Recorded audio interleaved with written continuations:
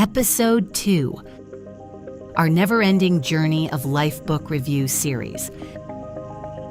Based on Speaking to Heaven, based on the book by Joseph LoBrutto III. Welcome back to our never-ending journey of life, where we explore spirituality, consciousness, and some of life's biggest questions. I'm John. And I'm Taylor. Today's conversation centers on a question every one of us will ask at some point in life. What happens after we die? And what happens to the people we love? We're discussing Speaking to Heaven. Our loved ones are only a breath away by Joseph LoBrutto. I have to admit, this book surprised me. When I first saw the title, I expected a book mostly about psychic readings and mediumship. Instead, I found something much more personal. It's really a book about grief, hope, and the possibility that love continues after physical death. I think that's why it connects with so many people. Regardless of our beliefs, we've all lost someone. At some point, we've all wondered, are they really gone? One thing I appreciated is that Joseph never begins by trying to convince the reader of anything. He simply tells his own story. As a child, he describes seeing people no one else seemed to notice. At the time, he thought it was perfectly normal. Everything changed after his grandmother passed away. That story stayed with me.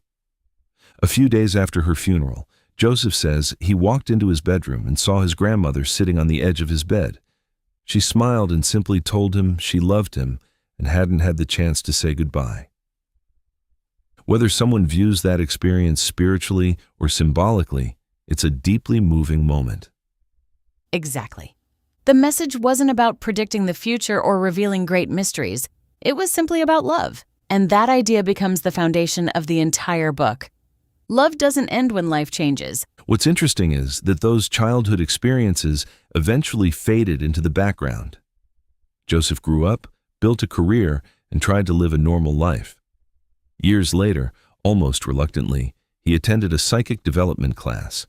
He admits he was skeptical. He wasn't looking to become a medium. But during the class, he began receiving information about people he had no logical way of knowing.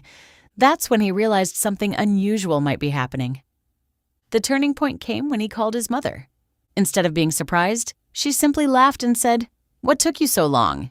She explained that intuitive abilities had existed in their family for generations. Suddenly, many of his childhood experiences made sense. Then comes what I think is the emotional heart of the book, the story of his cousin Joey. Joey died suddenly from a heart attack at only 34 years old, leaving behind a young wife and family. Driving home after the funeral, Joseph says he heard Joey's voice and eventually saw him sitting in the passenger seat beside him. Joey had only one request: tell my wife I'm still with her. Joseph hesitated. He wanted proof before saying anything to a grieving widow. So he asked Joey for something only she would recognize. The answer was one unexpected word: cheese. When Joseph later asked Joey's wife if that word meant anything, she immediately became emotional. She returned with letters and cards where Joey had teasingly called her cheese over and over again. It's one of those stories that stays with you long after you've finished the book. Whether someone believes that experience literally or views it another way, the important part is what it gave her. Comfort, hope, the feeling that love hadn't ended with death. Yes, I agree 100%. After those personal stories, the book begins exploring a much bigger question. What does Joseph believe heaven is actually like? And I found his perspective refreshing because it's very different from the traditional image many of us grew up with. Very different. He doesn't describe heaven as a place where life simply stops. Instead, he sees it as a place of continued growth, learning, healing, and reunion. One comparison I really enjoyed was his discussion of the movie What Dreams May Come. He uses it as a way to explore the idea that heaven may be deeply personal, a place experienced through the soul rather than a one-size-fits-all destination. One theme that runs throughout the book is healing. Joseph says that when people appear during his readings, they're no longer defined by illness, age, or physical limitations. They're vibrant, healthy, and whole. For anyone who has watched a loved one suffer, that's a comforting thought. It really is. Another idea he explores is that death isn't an ending, but a transition. Just as every major change in life takes time to adjust to, he believes the soul also goes through a period of learning and adaptation after crossing over. Whether readers agree or not, it's a hopeful perspective. The book also spends time talking about signs from loved ones, and I think that's where many readers will begin thinking about their own experiences. I thought the same thing. Joseph encourages readers to pay attention to the moments that often happen after someone dies. An unusually vivid dream, a meaningful song, a familiar scent, a butterfly, a feather, or one of those coincidences that arrive at exactly the right time. He doesn't demand that readers accept every experience as supernatural. Instead, he simply invites them to stay open to the possibility that love can still find ways to remind us it's present. One chapter that really touched me was his discussion about animals. Mine too. Anyone who's ever loved a pet knows their family. Joseph approaches that subject with the same compassion he shows throughout the rest of the book, suggesting that the love we share with animals is just as meaningful as the love we share with one another. What I appreciated most is that the book never dismisses grief. Believing in an afterlife doesn't erase the pain of losing someone. Joseph acknowledges that grief is real because love is real.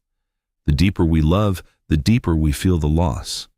Exactly. That may be the book's greatest strength. It doesn't try to answer every mystery or convince readers of one particular belief. Instead, it offers hope to people who are hurting and invites them to consider that our relationships may continue in ways we don't fully understand. So, if someone asked you to summarize Speaking to Heaven in one sentence, what would you say?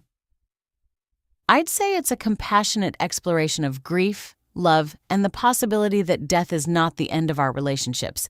Whether readers approach it from a spiritual, religious, or skeptical perspective, they'll find stories that encourage reflection and, above all, hope.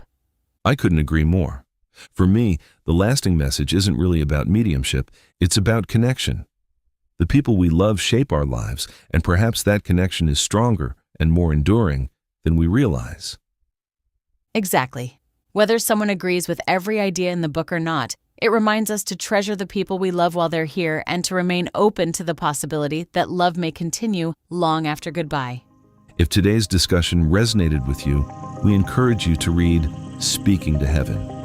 Our Loved Ones Are Only a Breath Away by Joseph LoBrutto, and explore the journey for yourself. And we'd love to hear your thoughts. Have you ever experienced a dream, a sign, or a moment that made you wonder if someone you loved was still close? Share your story with us in the comments. Until next time, I'm John. And I'm Taylor. Wishing you peace, hope, and meaningful connections on your own never-ending journey of life.